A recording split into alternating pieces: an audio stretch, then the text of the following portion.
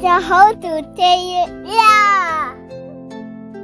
Dinos and Friends 速龍博士與 T 仔粵語學習詩詞憫農。哎呀，今日個飯我唔鍾意食，掉咗佢算啦。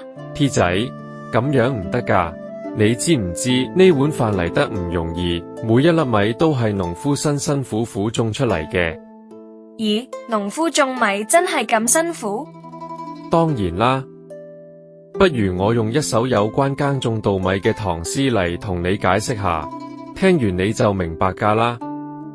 呢首詩叫《憫農》，係唐代詩人李紳寫嘅，講嘅就係農夫種田有幾辛苦。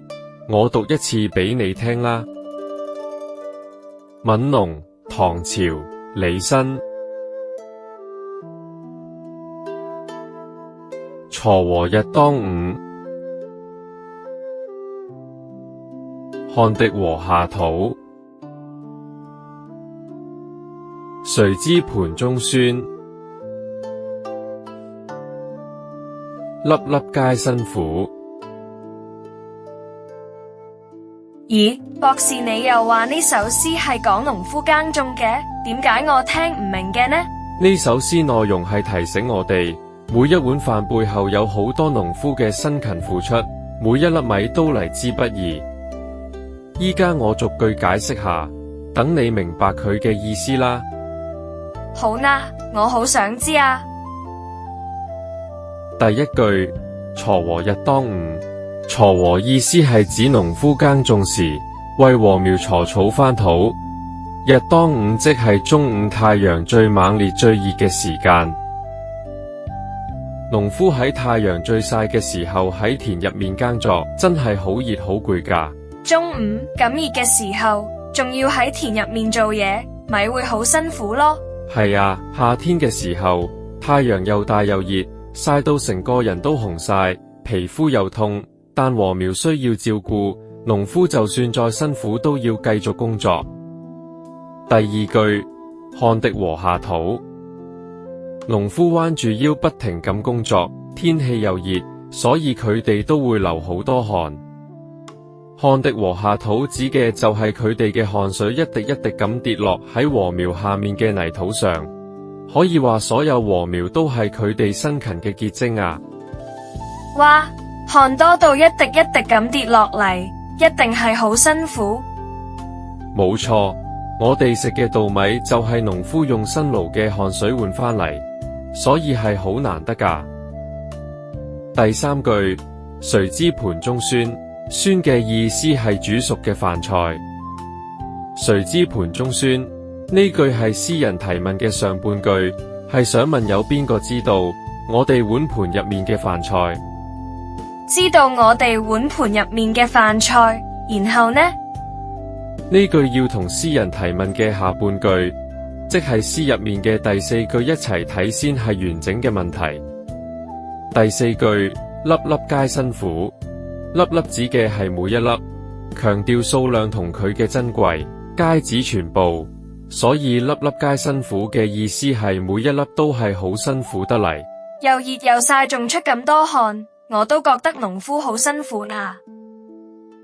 唔止係咁㗎，T 仔，你有冇諗過禾苗係點樣結成金黃嘅稻米，而稻米又係點樣變成雪白嘅米飯呢？咦，係喎，我又真係冇諗過係點樣嚟嘅。其實農夫喺種植前首先要整理田地，然後要培育秧苗，即係稻禾嘅幼苗。當秧苗生長到一定程度之後，先可以插秧種入田入面，再經過農夫施肥、灌溉、除草、趕走害蟲等等嘅工作，先能夠確保幼苗可以健康成長。一直到稻苗成熟咗長出稻米，農夫就要進行收割、脫粒、去殼等等嘅複雜步驟，最後先成為我哋常見嘅大米。煮熟之後變成白飯嚟到我哋嘅碗度。原來製作一碗飯要咁多工序㗎。冇錯，所以每一粒米飯都係唔容易得嚟。每一粒米都係農夫用汗水換返嚟嘅。係真真正正嘅粒粒皆辛苦啊！我明白啦，所以就算只係一粒米，我哋都應該珍惜，唔可以浪費。講得非常之好啊 ，T 仔。好啦，我再逐句解釋一次，希望你都可以記住啦。第一句，鋤禾日當午，呢句意思係農夫喺正午太陽最曬嘅時候，仲要喺田入面鋤草，真係好辛苦啊。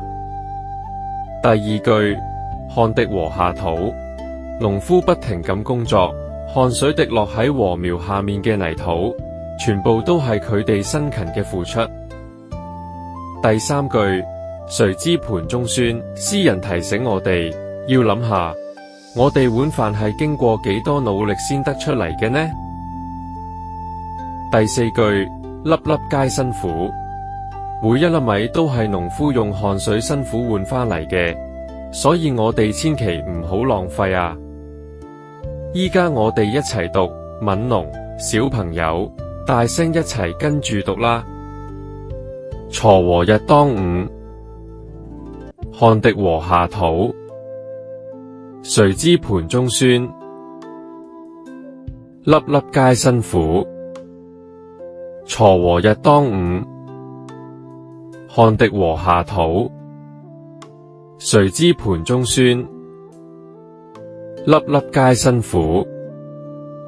鋤禾日當午，汗滴禾下土，誰知盤中餐，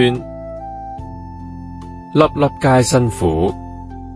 小朋友，你哋自己試下讀啦。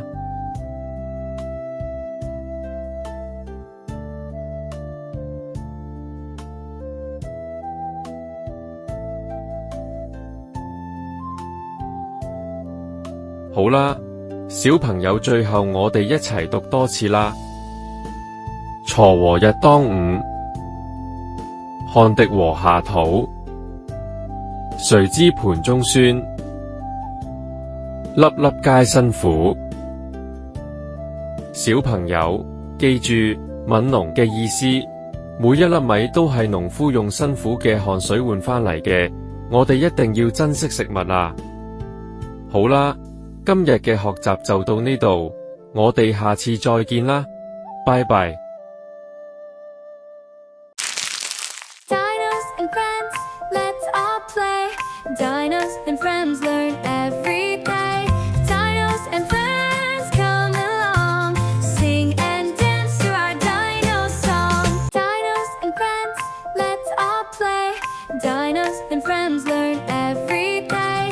Dinos and friends come along, sing and dance to our dino song. Like and subscribe.